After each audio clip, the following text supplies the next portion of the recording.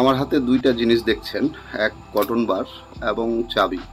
আমরা অনেক সময় কানের ভিতরে সুরসুর করে, চুলকায়। হ্যাঁ, এর জন্য আমরা এই চাবি দিয়ে খোঁচাই, তারপরে হচ্ছে যে আমরা এই কটন বার দিয়ে খোঁচাই। অনেকেই এটাকে পেশা মানে ভালো লাগে, এই জন্য ফিলিংস নেওয়ার জন্য এই জিনিসটা করে। তো আমি যেটা বলবো, অনেক বাচ্চারাও আছেন যে বাচ্চাদের কানে দেন।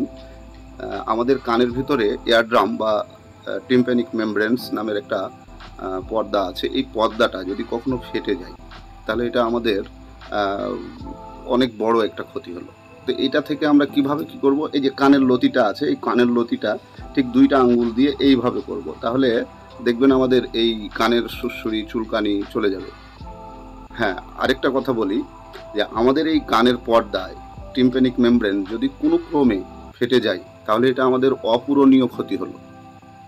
হ্যাঁ, তা আমি সাজেস্ট করব, সবসময় সাজেস্ট করি, আপনারা এই দুইটা জিনিস দিয়ে কখনোই খোঁচাবেন না।